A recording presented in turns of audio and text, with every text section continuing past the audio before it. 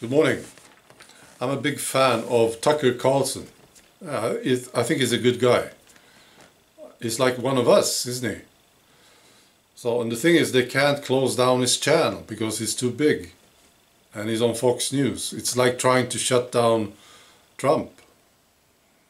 So they are trying to get to him in other ways. Yeah. And I'm sort of proud of this guy because he's got a Swedish name, you see. Carlson is a Swedish name, so I'm sure he's got some great ancestors. These guys back in the days, they were great guys, these Swedish guys, yeah. Not today so much, no. Alright, so they tried to get to him, and the New York Times, they published his home address. They knew what they were doing, of course. So he got a visit from thugs, radical lefties, and it went really bad. So he had to take his family and move to another place. And then New York Times, they were planning to publish his new address. And then they didn't, apparently. Right? Now these guys, they will stop at nothing. No. You have to say no to them. Yeah. So, and what's his crime? Well, there must be some crime here, right? Because he's punished. Well, I think there are two crimes. The first one is that he's a Trump supporter. And the second one is that he's got a lot of people listening to him. That's the big crime, you see. That's the common denominator for all these channels that has been closed down. A lot of people were listening. That's the crime, you see. So eventually this channel will be closed down too. Yeah, of course. So, that's the crime. Now, I have a recommendation, actually. I want to tell you about this. I tried this at least twice, talking to Trump haters.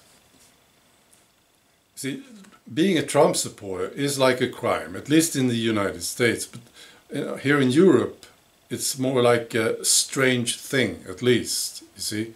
If you're a Trump supporter, you are sort of strange. And I heard this story from New Zealand.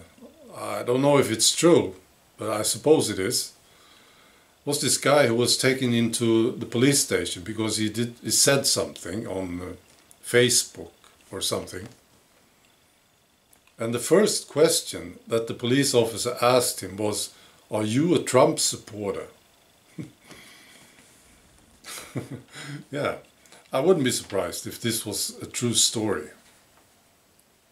This is how it is. All right, so I have this recommendation if you talk to a Trump hater. And this is what I did. Yeah. So this guy attacks you for being a Trump supporter. So you ask him, so you don't like Trump? And he says, "No, I don't. I hate him."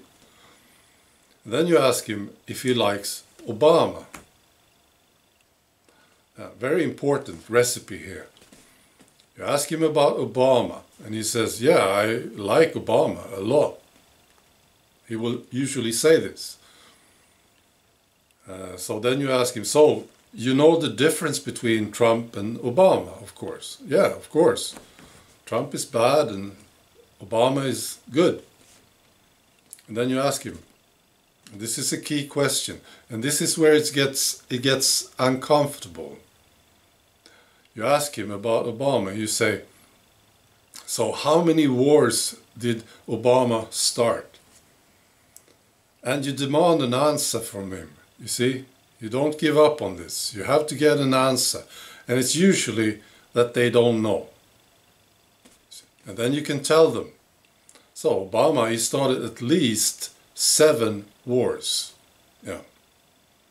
Even though he pledged to stop the wars, see, he started 7 of them. And then this guy will probably be feeling, he will be awkward, at least, you see. And then you ask the next question. So how many wars did Trump start? Yeah. And he will avert his eyes Yes. And he will say probably that he doesn't know. And then you can tell him he started none. 0. So now, what do you think about this? It will be very uncomfortable. I'm sort of strange, I think, because I like these situations. I do. All right. Be good. Bye.